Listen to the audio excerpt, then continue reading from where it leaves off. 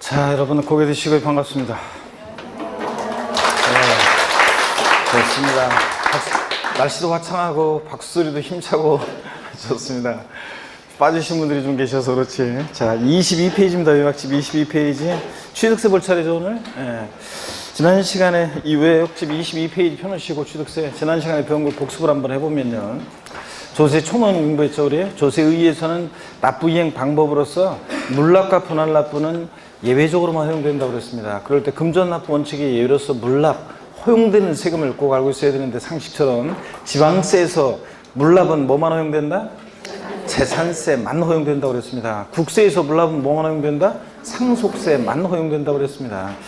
그래서 종부세나 양도소득세는 물납 안 된다고 그랬습니다. 아무리 꼬셔도 넘어가면 안 되고, 그 다음에 분할납부, 지방세법상으로 분할납부는 재산세 허용됩니다. 근데 지방세법상으로는 법률에는 재산세만 규정이 되어 있어요, 분할납부가. 근데 예규에서 재산세 부가세로서 지방교육세는 분할납부 할 수 있다. 재산세를 분할납부하면서 부가세인 지방교육세도 분할납부할 수 있다. 이렇게 예규가 있어요. 지방세법의 규정은 없고. 자, 그래서 그런 걸 물어보는 또 그런 모의고사도 있더라고요. 자, 그 정도. 그 다음에 국세에서 분할납부는 종합부동산세, 양도소득세, 상속세, 증여세, 법인세 허용되고요. 또 농어촌 특별세도 물납은 안 되는데 분할납부는 됩니다. 이거는 농어촌 특별세법에 규정이 돼 있어요. 그래서 분할납부 허용된다. 농특세도. 그래서 이런 것들이 허용되고, 그 다음에 지방세에서 물납과 분할납부가 모두 허용되는 세금을 골라봐라. 싹 다 골라라. 어떤 것만 고르셔야 돼? 재산세만 고르셔야 되고, 국세에서 물납과 분할납부가 모두 허용되는 세금을 골라라. 뭐만 고르셔야 돼? 상속세만. 그렇습니다. 종부세, 양도세는 물납은 안 되고 분할납부는 되고, 이런 거.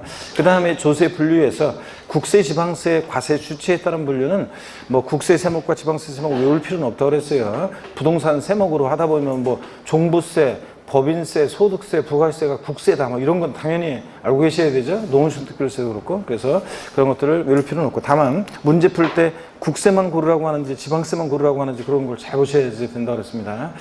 다만 또 지방세는 과세 주체를 세분화해서 알아두셔야 되는데, 고개를 드시고, 자, 취득세는 과세권자가 누굽니까? 취득세는 과세권자가 특광도.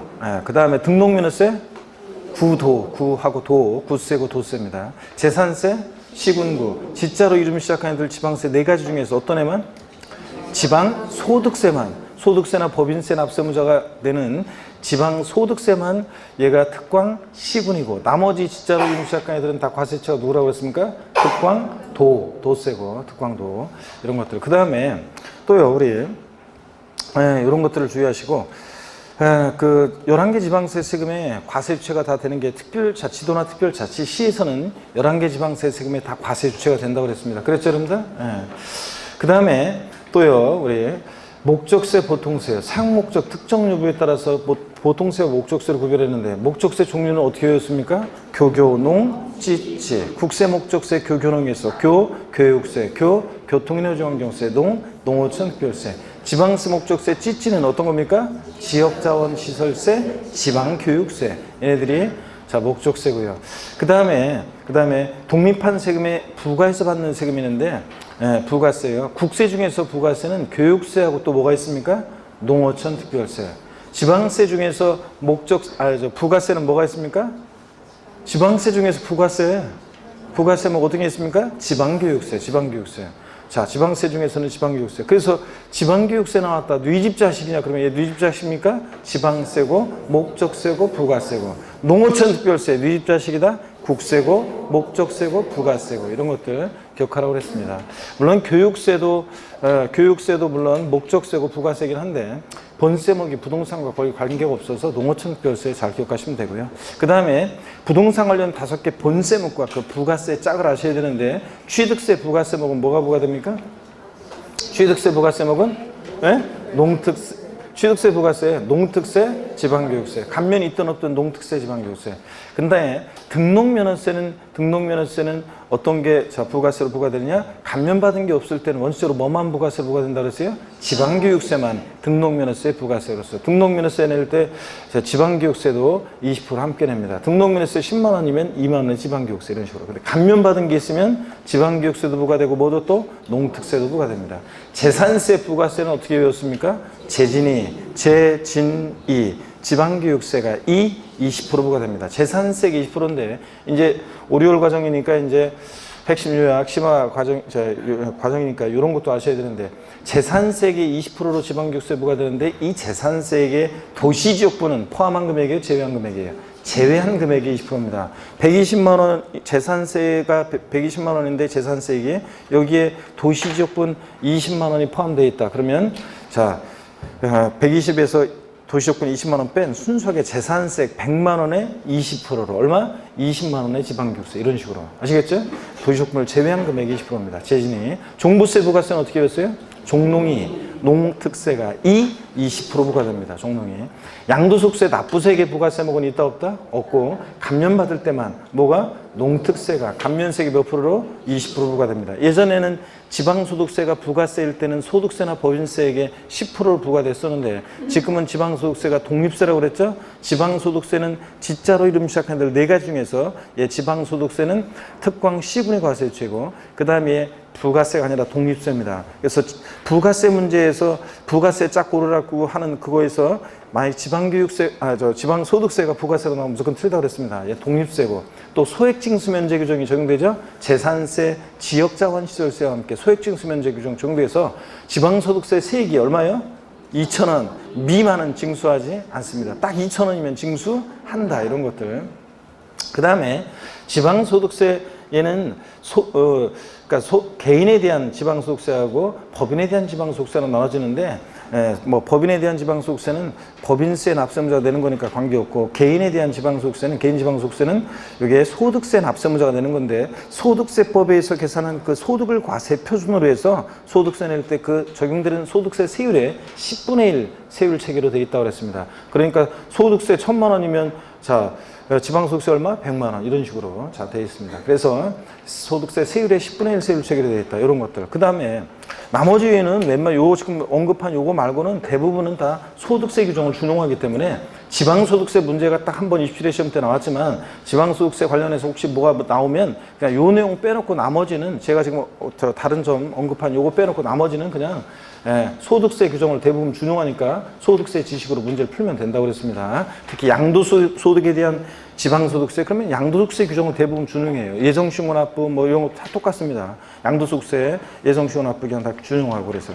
그 다음에 또요 여러분 우리 부동산 활동에 따라서 취득시, 보유시, 양도시 부과되는 세금이 있는데 취득시에만 부과되는 세금이 있었습니다. 대표적으로 어떤 거예요? 취득세, 등록면허세, 상속세증여세, 상속증여세. 그래서 취득세, 등록면허세, 상속증여세는 부동산 취득시에.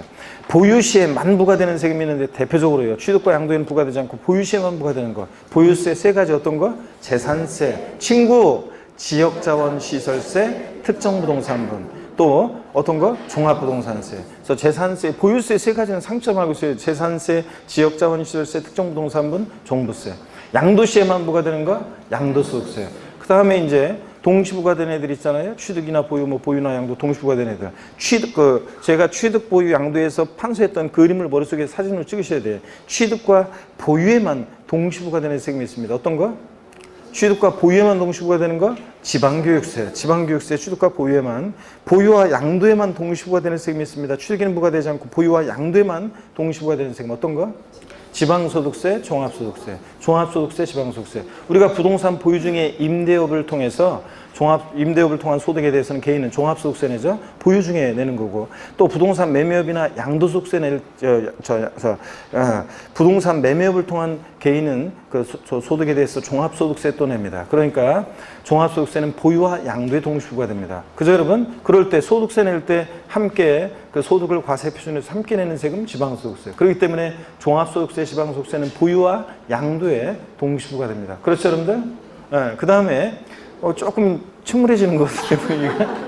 자, 취득과 양도에만 동시부과되는 세금이 있습니다. 어떤 거요? 인지세. 취득과 양도 오지랖을 이렇게 다 끼고 동네 이름은 참견하고 돌아다니는 사람이 있었죠? 농부 얘기해 줬잖아요. 6시 내공에 나왔던 농부 아저씨, 강 큰 남자. 농부지, 얘네들 농특세, 부가가시세, 지방소비세는 취득과 양도 다 끼고요. 그 사람들 다시 취득과 양도의 사진처럼 머릿속에 각인을 하셔야 돼요. 취득과 보유에만 동시부과되는 세금 어떤 거? 지방교육세. 보유와 양도에만 동시부과되는 거 어떤 거? 지방소득세, 종합소득세. 지방소득세, 종합소득세. 취득과 양도에만 동시부과되는 세금 어떤 거예요? 인지세. 취득과 양도 다 끼고 돌아다니는 사람? 농부지. 이렇게 기억하시면 됩니다. 그 다음에 우리 여러분들이요. 그 징수 방법 우리 공부했는데, 신고납부 방법은 납세무자가 1차적으로 세금 계산에서 계산된 세금을 과세주에게 신고하고 납부합니다. 근데 이 신고납부를 불성실했다. 어떤 죄를 받습니까? 가산세가 적용됩니다. 가산세부터는 뭐예요? 납세무자가 신고납부 불성실했으니까 이제 그대로 끝나는 게 아니라 과세권자가 다시 세금 계산해서 이 가산세 합한 금액을 납세 고지서를 발부해서 징수합니다. 그죠? 근데 고지서에 기재된 납부기 한내 세금을 또 미납부했다. 어떤 죄를 받는다? 가산금이 적용됩니다. 자, 이렇게 원칙 신고 납부하는데 예외적으로 가산세부터는 고지서를 통해서 보통징수 방법으로 도징수할 수 있고, 가산세가 적용되지만 가산금도 적용될 수 있는 지방세가 있습니다. 어떤 게 있습니까? 신고 납부 원칙으로 한 지방세 어떤 거예요? 취득세, 등록면허세, 그 다음에 지자로 이름 시작한 애들 4가지. 지역자원시설세, 특정자원분, 지방소득세, 지방소비세, 지방교육세, 취득세, 등록세, 부가세일 때. 부가세들은 그때그때 달라요. 본세에 따라서. 그 다음에 자, 국세에서는 뭐 신고납부하는 국세, 소득세, 법인세, 부가세 등등등. 종부세도 신고납부 선택하면 신고납부할 수 있습니다. 그 다음에 보통징수 방식 또는 정부과세 방식은 과세권자, 세무공무원이 세금 계산해서 납세무자에게 납세 고지서를 발부해서 징수합니다. 근데 그 고지서에 기재된 납부기 한내 세금을 미납부했다. 어떤 죄를 받습니까? 가산금. 납부기한이란 말 나오고 미납부했다. 어떤 죄를 받는다? 가산금. 이렇게 보통징수하는 지방세 3가지만 기억하면 되는데, 자, 먼저 어떤 거예요? 재산세, 그리고 친구, 지역자원시설세, 특정부동산분, 뭐 재산세, 부가세로서 지방교육세. 물론 뭐 자동차세나 뭐 주민세도 이렇게 뭐 고지서가 날라오긴 하는데, 일단 걔네들은 부동산 세목이 아니니까 빼놓고. 그 다음에 정부부가세하는 국세가 있습니다. 딱 하나만 기억해도 돼요. 정부부가세하는 국세 어떤 거? 종합부동산세.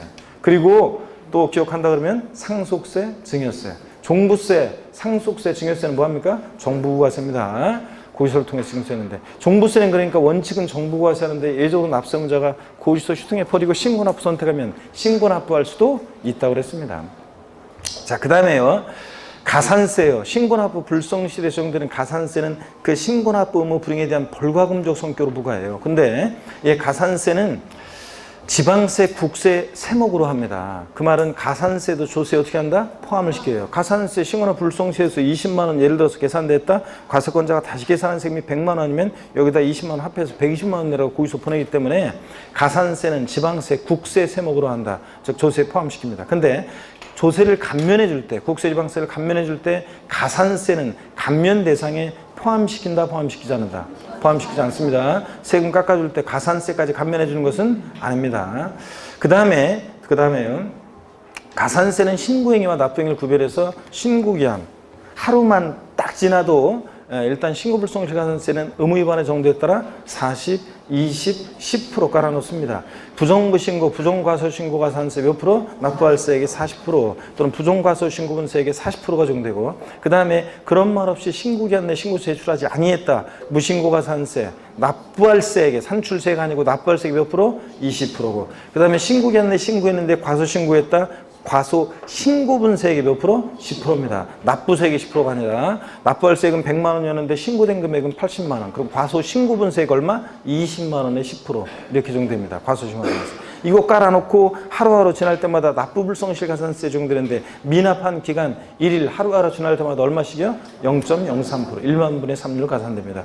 지방세는 특히 납부불성실 가산세가 이 미달납부한 과소납부한 세액에 최대 몇 프로까지 납부불성실 가산세가 가산될 수 있다? 75%까지 가산될 수 있다. 그 다음에 또요, 가산금은 고지서를 통해서 징수할 때 납부기 한내 미납부했을 때 제때 납부하자는 것에 대한 연체 이자적 성격으로 부과합니다. 가산금. 그런데 가산금은 조세에 포함해요, 안 해요? 안 합니다. 가산세에는 가산금이 포함되어 있지 않고요. 자, 가산금의 기초가 되는 가액에는 가산세가 포함될 수도 있지만 가산금은 조세에 포함시키지도 않고요. 자, 그 다음에 가산금 고지서 기준 납부기 한 하루만 딱 지나도 체납세액이 몇 프로? 3% 일반가산금 깔아놓고 그 다음에 하루하루 지날 때마다 한 달 후로 아닌데 납기 후 매 1월 한 달씩 지날 때마다 몇 프로씩? 1.2%, 1,000분의 12, 1.2%씩 중과상금 적용되는데 끝까지 버티면 몇 개월? 60개월에 한해서만 적용됩니다. 사람들이 요거는 잘 기억하더라고. 몇 개월까지 중과상금 적용되냐? 60개월. 요건 하여튼 잘 기억하시더라고요. 60개월까지. 그래서 5년이죠? 그러니까 1년 12달로 하면 5년까지 이렇게 중과상금 적용됩니다. 60개월에 한해서 중과상금 적용되고. 네, 그 다음에 또 왜요? 자, 60개월까지. 그 다음에 중과상금 그러면 체납세액이 최대 몇 프로까지 적용될 수 있다? 1.2 곱하기 60이니까 체납세액이 최대 중과상금이 몇 프로까지 최대 적용될 수 있어요? 72%까지 체납세액이 72%까지 적용될 수 있고 일반가상금 3%라고 합치니까 가산금 체납세액이 최대 몇 프로? 75%까지 적용될 수 있다고 그랬습니다. 그 다음에요.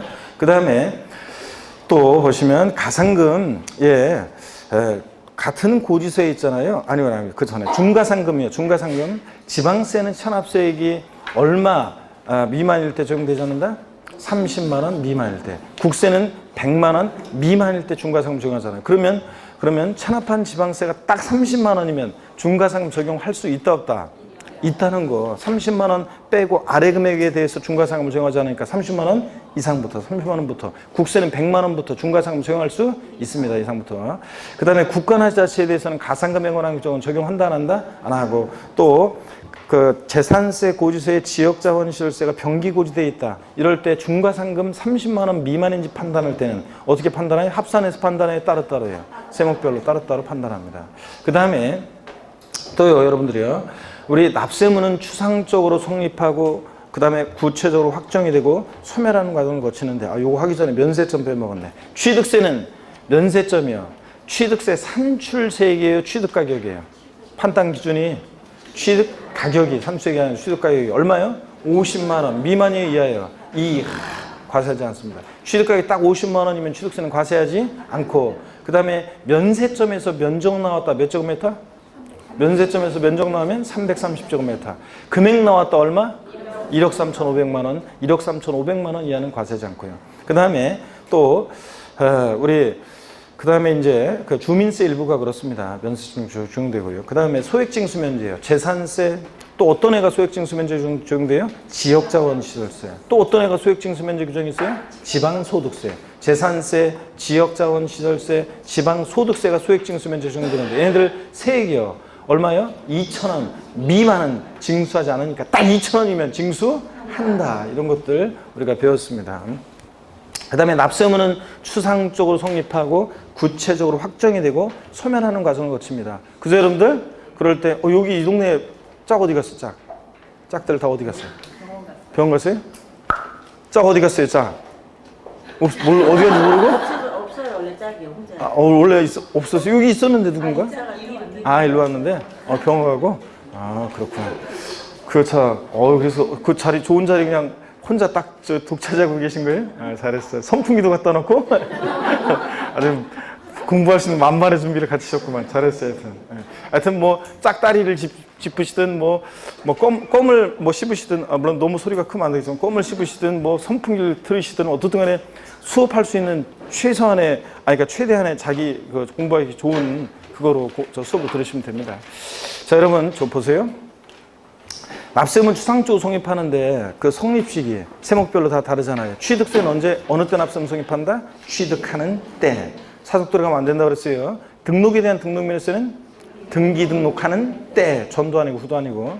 그 다음에 재산세, 지역자원시설세, 특정부동산분, 종부세, 납세문 성립시기 똑같습니까? 네, 같습니다. 언제입니까? 과세 기준일. 매년 언제다? 6월 1일. 과세 기준일이 먼저 나와야 돼요.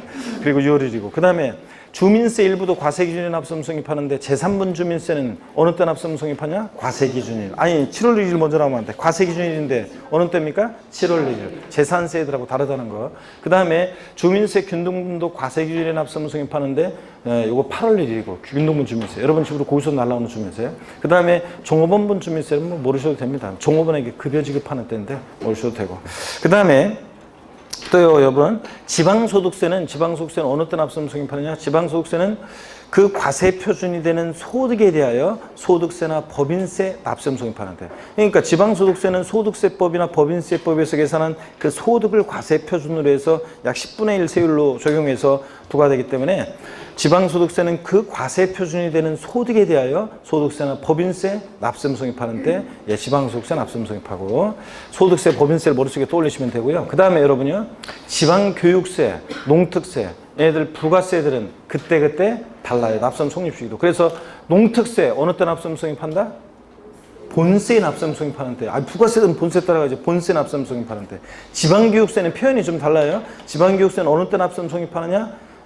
그 과세 표준이 되는 세목의 납세금 성립하는 때, 부가세의 과세 표준이 되는 세목이면 본세를 얘기하는 거예요. 그 과세 표준이 되는 세목의 납세금 성립하는 때 지방 교육세 납세금 성립합니다. 농특세, 본세 납세금 성립하는 때고. 그 다음에 여러분요.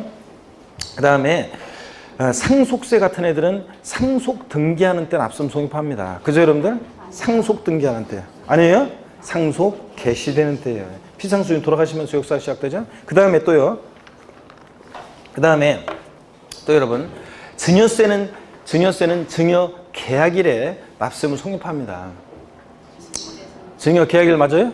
아니죠? 증여세는 증여에 의해서 재산을 취득하는 때, 증여에 의해서 재산을 취득하는 때. 근데 증여 계약일 이렇게 바꿀 수 있고. 그 다음에 소득세, 법인세, 부가세 얘네들은 어느 때 원칙적으로 납세금 성립한다? 소득세 어느 때 납세금 성립한다? 과세기간이 끝나는 때, 과세기간이 끝나는 때. 기간을 단위로 과세하잖아요. 1월부터 12월 30일까지 과세기간, 그 과세기간 끝나는 때. 자, 예정신고 납부하는 소득세는 어느 때 납세금 성립한다? 달의 말일, 이거 기억하라고 했잖아요. 그 과세 표준이 되는 금액이 발생한 달의 말일인데 하여튼 달의 말일. 예정신고 납부하는 소득세 납세금 성립 시기는 달의 말일. 그냥 소득세 납세금 성립 시기는 과세기간이 끝나는 때. 이렇게 기억하시면 됩니다. 그 다음에 여러분요. 그 다음에 또 수시부가에서 징수하는 국세나 지방세는 저를 보셔야죠. 수시부가에서 징수하는 국세나 지방세는 수시부갈 사유가 발생할 때 이런 거 수시부가는 때도 아니고 수시부갈 사유가 발생하고 30일 경과하는 때도 아니고 수시부갈 사유가 발생할 때 이거였습니다.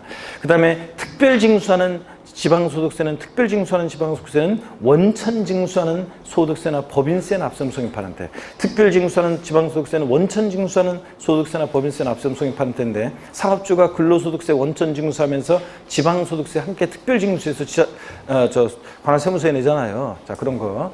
그 다음에 기억하시고 자 성립한 납세금은 이제 구체적으로 확정이 되는데 납세금 확정이란 말을 보면 항상 누가 세금 계산하느냐? 신고 납부하는 세금들은 원칙적으로 누가 세금 계산한다? 납세무자가 세금 계산하는데 어느 때 구체적으로 확정이 돼요? 신고하는 때 확정이 되고 그래서 납세무자가 원칙 과세금과세액을 과세권자에게 신고하는 때 납세금 확정되는 지방세가 어떤 거냐? 어떤 겁니까? 취득세, 등록면허세, 지자로 이름 시작했는데 네 가지 소득세, 법인세, 부가세 등등등 종부세도 신고 납부 선택하면 신고하는 때 확정될 수 있고 그 다음에 보통징수나 정부과세하는 세금들은 원칙으로 과세권자가 납세금 확정하는데 어느 때 확정이 된다? 결정하는 때 확정됩니다. 원칙 과세권자의 결정하는 때 납세금 확정되는 지방세 어떤 게 있습니까? 재산세, 징구, 지역자원시설세, 특정부동산분, 재산세, 부가세로서 지방교육세. 국세에서는 종부세, 상속세, 증여세 얘들은 결정하는 때 확정됩니다. 정부과세하는 애들. 자, 그 다음에 확정된 납세금은 소멸하는 과정을 거치는데 소멸, 사유, 납부, 충당, 부가권의 철회예요, 취소예요? 취소, 제척기간 만료, 소멸시 완성입니다. 5가지. 그래서 납세자의 사망이나 그 다음에 부가 철회 이런 거 고의소 보내다 거둬들인 철회 이런 거 소멸 사유 아니고 사망 아니고 그 다음에 법인의 합병 이런 것들은 납세금 소멸 사유가 아니고 제척기간 일반 양도소득세 같은 국세 제척기간은 어떻게 되느냐 10년, 7년, 5년이요. 사기쳤다 몇 년? 10년. 무신고 7년. 기타 5년이고 나머지. 그 다음에 상속증여세나 부담부 증여시 양도소득세 제척기간은 어떻게 였어요? 15년, 15년, 10년. 리듬 타면서 15년, 15년, 10년. 그래서 사기쳤다? 15년. 자, 무신고 몇 년? 15년. 기타 몇 년? 10년. 이렇게요. 그 다음에 리듬을 타면서 외워야지. 그렇지 않으면 머리로 하려면 헷갈려요. 이거 나중에 이거. 입에서 툭 튀어나와야지. 그 다음에 또 일반 지방세, 우리 지방세 제척기간 어떻게 였습니까? 10년, 7년, 5년. 지방세도 사기쳤다 몇 년? 10년. 무신고 몇 년? 7년. 기타 몇 년? 5년입니다. 다만 무신고긴 무신고인데 어떤 사항과 결합해서 상속이나 증여를 원인으로 취득한다, 부동산 실명법, 명의신탁 약정에 따라서 어쩌고저쩌고, 하여튼 신고기한 내 신고서를 제출하지 아니한 경우인데 다만 어떤 사항과 결합해서 무신고를 몇 년? 10년 지방세에서 이런 거. 그 다음에 소멸시효요. 자, 5억 원 이상의 지방세 소멸시효는 몇 년입니까? 지방세는 무조건 몇 년이다? 5년. 국세는 5억 원 미만의 국세는 5년. 5억 원 이상의 국세는 10년. 이렇게 소멸시효 기간이 있습니다. 소멸시효는 중단 사유가 있는데 압류, 독촉, 납부채고, 교부청구 막 이렇게 세금단한 액션이 있으면 소멸시효 중단합니다. 중단하면 이런 압류, 독촉, 납부채고, 교부청구 이런 게 있으면 처음부터 시효가 새로 진행합니다. 이전 거 없어지고. 근데 정지는 뭐 분납기간, 징수유예기간, 사행위, 취소, 소송이 진행 중 기간 무슨 기간 동안에만 정지했다가 이어서 진행합니다. 시효가. 자, 압류는 제척기간이 중단하는 사유이다. OX예요. X라고 했습니다. 제척기간에는 중단과 정지제도가 있다 없다? 없다고 그랬습니다. 압류는 소멸시효가 중단하는 사유지 제척기간에는 중단과 정지제도가 없습니다. 법률관계 조속 확정시키기 위해서. 그죠 여러분들? 연구했었고. 그 다음에 또 우리 국세지방세 우선의 원칙과 예외 배웠습니다.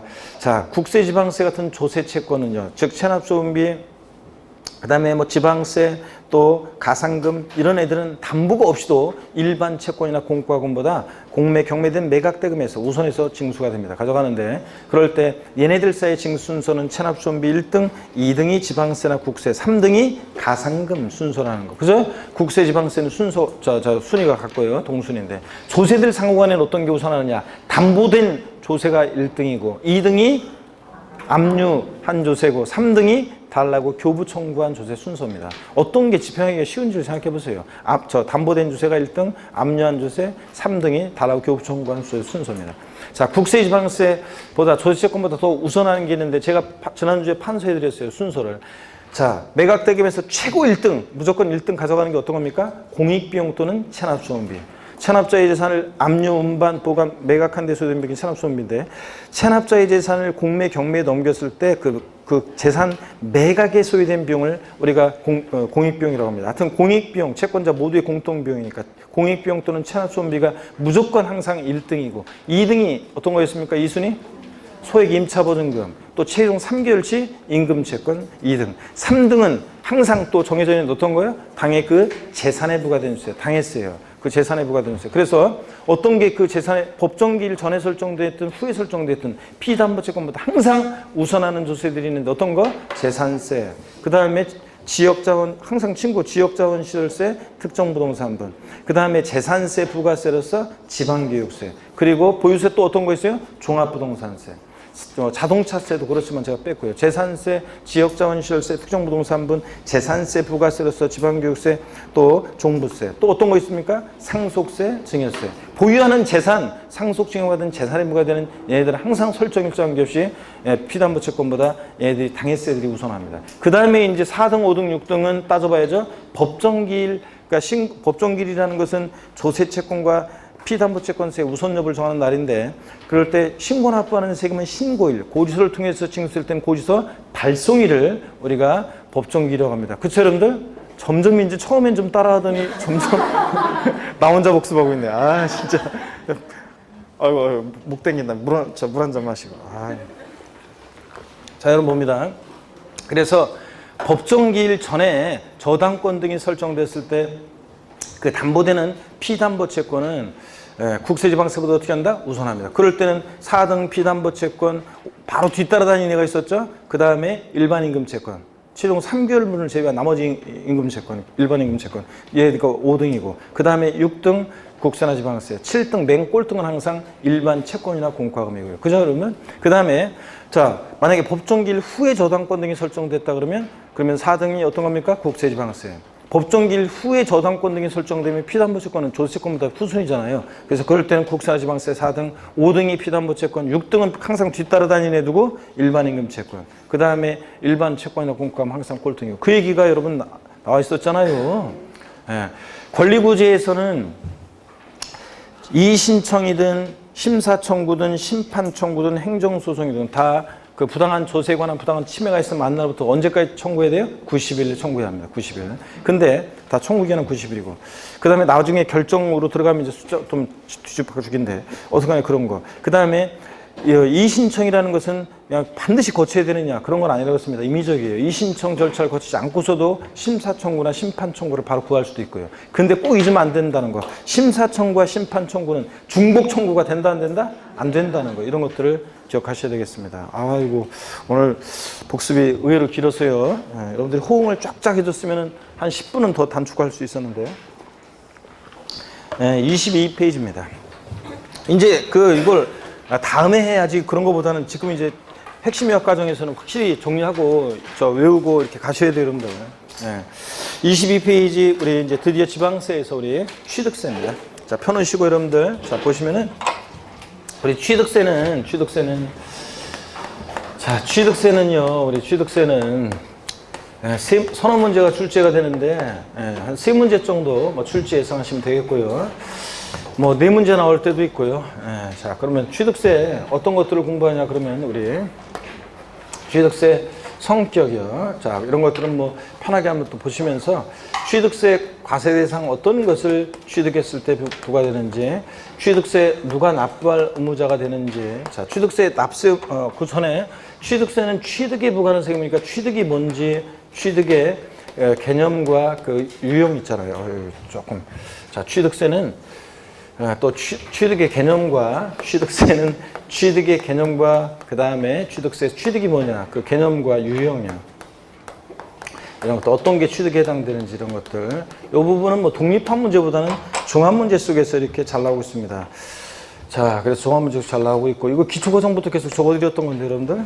그 다음에 또 취득세에서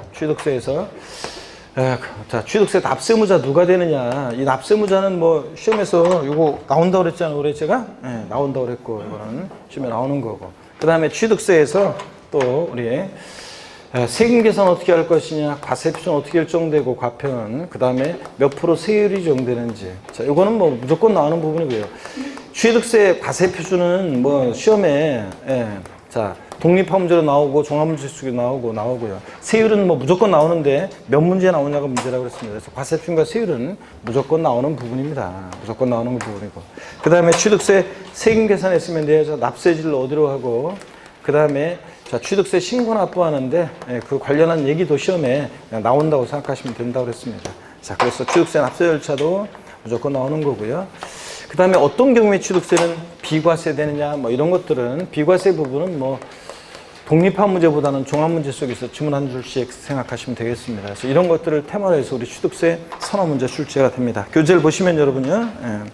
먼저 22페이지 요약집 봅니다. 보기 전에 보기 한번 드시고요. 목 운동부터 한번 하겠습니다.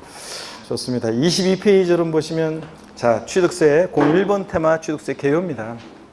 취득세 과세 주체는 특광도입니다. 특별시장, 광역시장, 도지사고 단 시군구가 위임징수하고 있는데 특별자치도나 특별자치시도 당연히 11개 지방세 세금의 과세 주체가 되니까 뭐 당연한 거고 하여튼 특광도 이렇게 기억하시고요.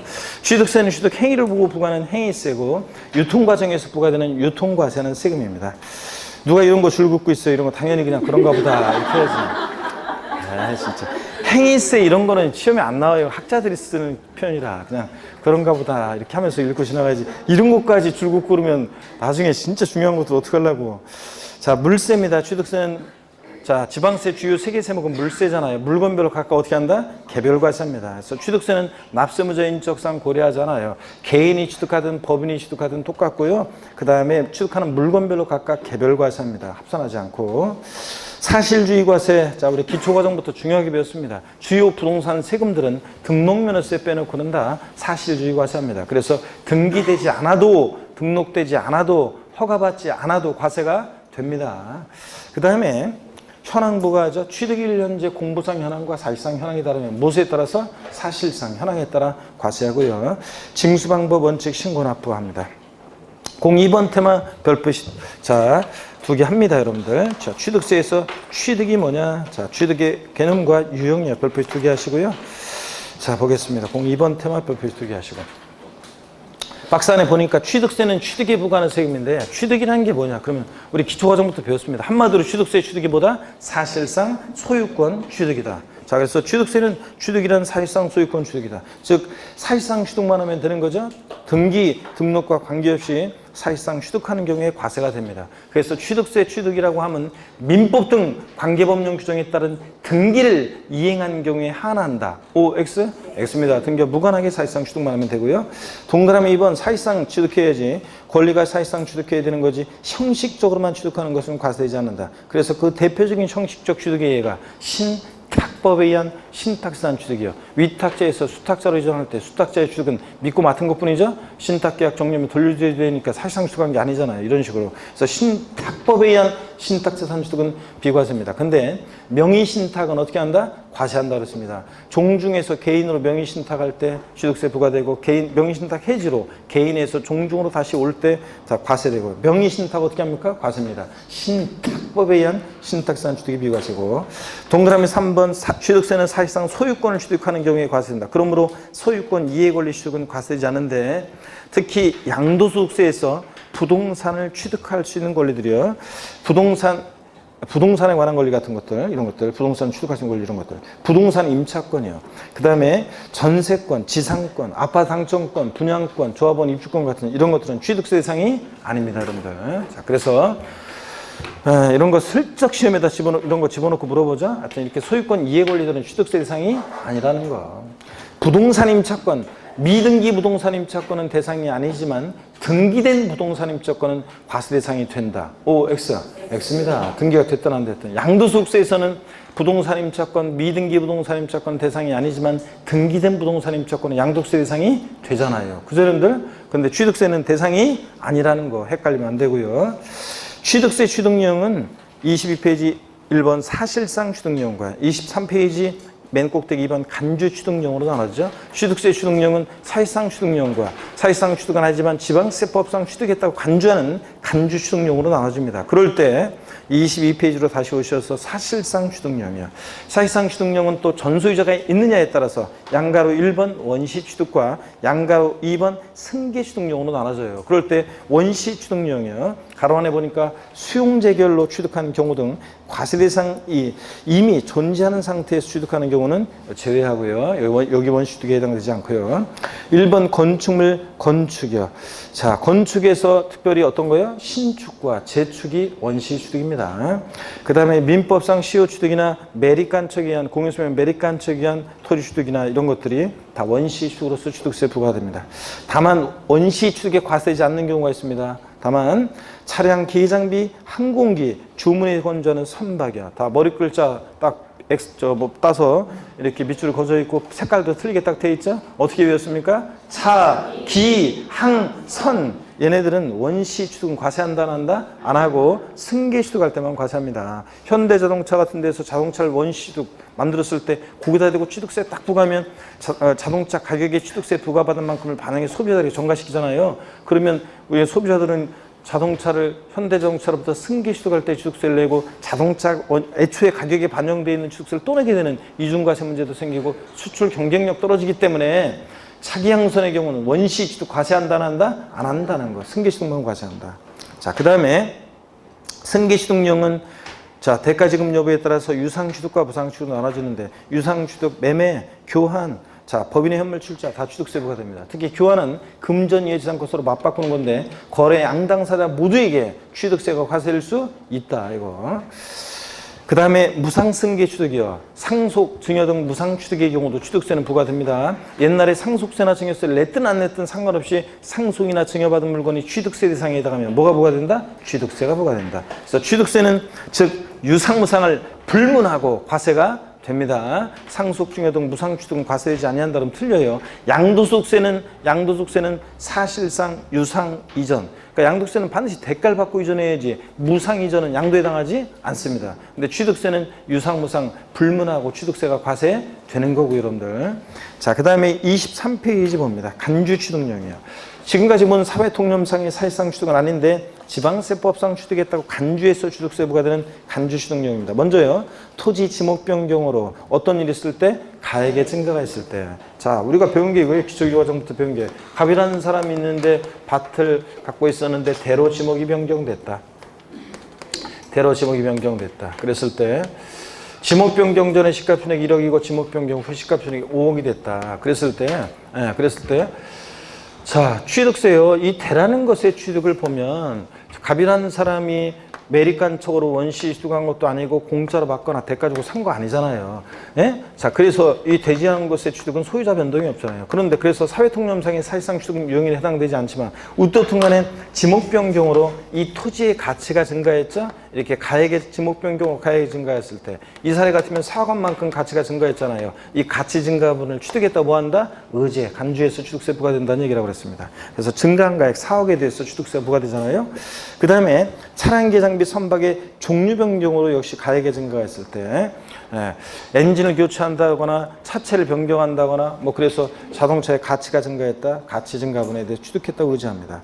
그 다음에 건축물 개수나 증축 등으로 가액의 증가가 있을 때 역시 그 가액의 증가를 취득했다고 의지합니다. 건축물 개수했다. 소유자 변동 없잖아요. 다만 증축이나 개수로 가액의 증가가 있을 때 그 가액의 증가분을 취득했다 뭐 한다? 의지에서 취득세가 됩니다. 그 다음에 과점주주의 주식 취득이요. 주식은 취득세 대상이 아닌데도 과점주주가 주식을 취득했을 때는 주식을 취득한 비율만큼 그 비상장 법인 소유의 부동산 등을 과점주가 직접 취득한 게 아닌데도 취득했다고 그 취득한 것으로 간주해서 취득세가 부과됩니다.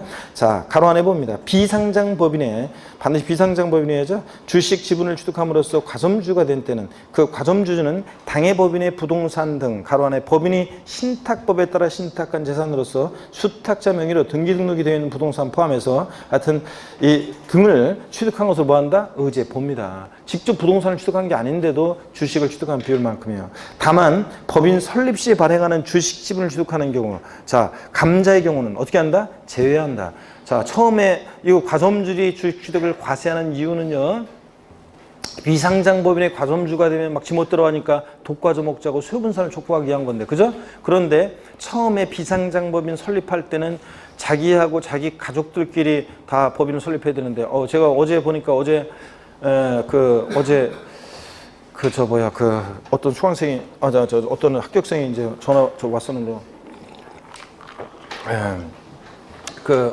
여기 이제 아시는 분도 있는데, 저 호주에서 공부해가지고 작년에 호주에서 공부해가지고 합격해가지고 여기 한국에 지금 들어와 있는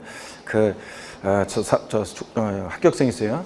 그런데 보니까 1인 법인 설립해가지고 지금 그 법인으로 지금 어떤 활동을 하려고 해요. 중개사 활동을 하려고 하는데 가족들은 호주에 있고 혼자 들어와가지고 보니까 하는 것 같아요. 또 들어간대요, 보니까요. 근데 그 1인 법인 설립해가지고 하려고 지금 하더라고요. 근데 보니까 저 같으면 1인 법인, 요즘은 뭐 법인 설립이 굉장히 요건이 굉장히 쉬워졌어요. 법인 설립하고 또 납입금이나 이런 것도 굉장히 기준이 완화되고 그래서 법인 설립이나 이런 것들을 자유롭게 이제 해서 자유롭게 그런 것들을 활동할 수 있도록 많이 규제가 예전에 제가 법인 한 10년 전 그때만 해도 법인 이런 것들 설립하고 이럴 때 귀찮은 게 많아요. 그래가지고 그냥 법무사 사무실에 맡기면 그냥 법인 설립 등기 다 해주고 다 이렇게 해주거든요. 그래서 원래 그렇게 하는 게 세무사 사무실이랑 그러니까 법무사 사무실 맡기는 게 제일 좋은데 그래서 돈 좀만 내면 다 해주고 그랬는데 요즘은 1인 법인 이런 것도 잘 돼 있어가지고 법인 설립해서 이렇게 활동하고 이렇게 합니다. 그러니까 앞으로도 어떤 간에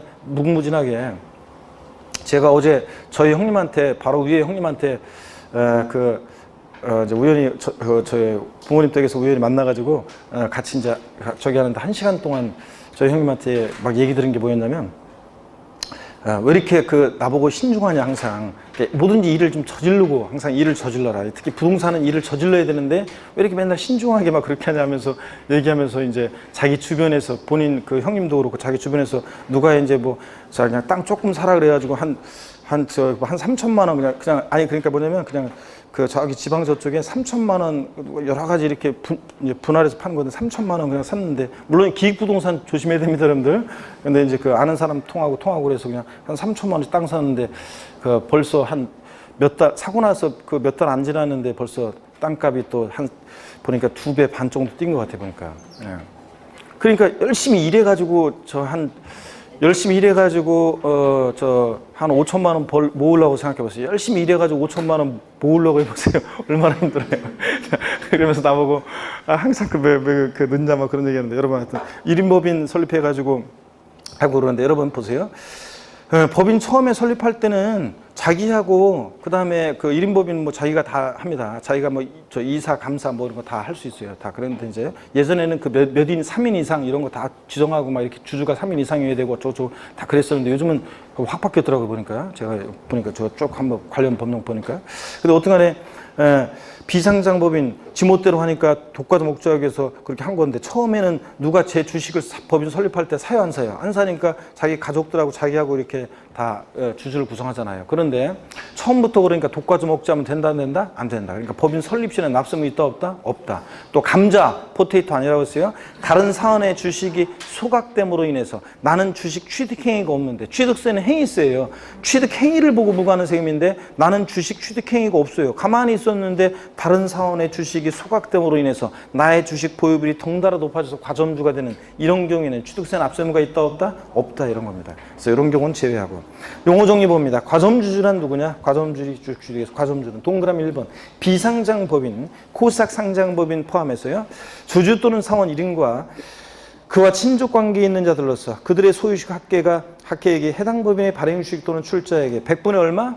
50을 초과하면서 그에 관한 권리를 실적으로 행사하는 자들 말합니다. 딱 100분의 50인 주주는 과점주의 아니에요? 아니에요. 또 과점주주는 여러 명이 될 수 있습니다. 주주의 비상장법인이 되고 자 주주 1인과 그와 친족관계 등 특수관계 주주요. 갑주주 30%, 어떤 비상장법인에 을주주 40%, 병주주 30%. 과점주주가 있어요, 없어요? 없습니다. 근데 얘네들이 만약에 친족관계 등 특수관계가 있는 자다. 그러면 얘네들의 주식은 어떻게 한다? 합쳐서 판단합니다. 그래서 70%니까 각과 을은 과점주주가 되는 겁니다. 그러니까 과점주주는 이렇게 여러 명이 될 수 있다는 거. 자, 그럴 때 이 과점주주들은 각과 을은 취득세 납부에 대해서 연대납세 의무가 있어요, 없어요? 연대납세 의무 있다, 없다? 있다. 이런 거 배웠습니다. 자, 그러면 거기 나와 있어요. 그래서 한번 거기 보시고 딱 100분의 50주 아닙니다. 초과해야지. 2번 유가증권시장의 주식을 상장한 법인은 지멋대로 못하기 때문에 취득세 과세되지 않습니다. 반드시 비상장 법인이어야 되고 3번 과점주들은 취득세 납부에 대해서 연대납세 의무가 있다 없다? 있다는 거 여러분. 자, 그 다음에 납세의무 성립 시기는 과점주가 된 시점입니다. 자, 그리고 이제 이 과점주주의 주식 취득과 관련해서 이제 과점주주 주식 취득과 관련해서 요 과세되는 지분 비율에 대한 얘기가 자세히 나오는데요. 잠깐 쉬었다가 여기 이어서 과점주주의 주식 취득을 이어서 본격적으로 좀 보도록 하겠습니다.